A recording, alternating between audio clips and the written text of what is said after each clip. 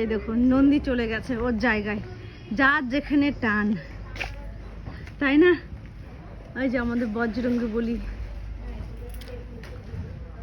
আর এই যে পুজো দেখছিস কি সুন্দর করে পুজো দেখছো, আবার দাঁড়িয়ে দাঁড়িয়ে যে পুজো করছে।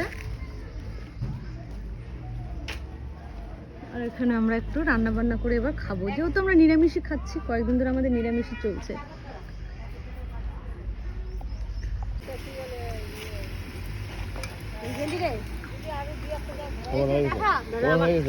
বাঁধাকপির পাকোড়া কাটছি, পাকোড়া হবে। আর ওদিকে আলু ভাজা, মুগ ডাল, মুগ ডাল হয়ে গেছে। আমরা দিয়ে যাও মুগ ডাল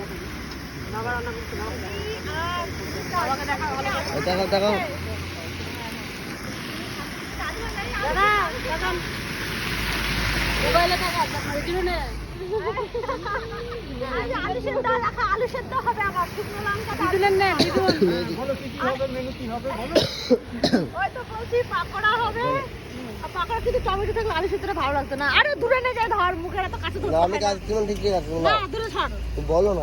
এই যে বাঁধাকপির পাকোড়া হবে, আলু সেদ্ধ হবে, দেখা এদিক নিয়ে যা সব গোটা আছে, আলু ভাজা, তারপরে হচ্ছে বাঁধাকপিতে মুগ ডাল ঢাকা আছে, হয়ে গেছে। আর ভাত, ব্যাস।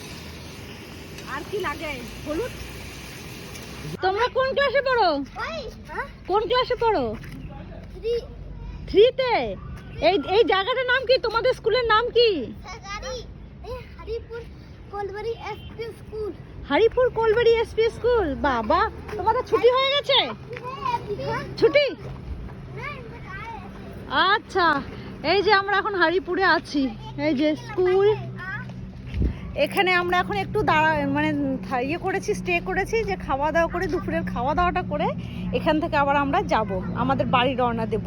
কোথাও তো দাঁড়িয়ে একটু খেতে হবে, তাই না? একবারে তো যাওয়া যাবে না। এই যে আমাদের দিলীপ বাবু, এই যে বজরঙ্গলির মন্দির, এখানে খুব সুন্দর একটা।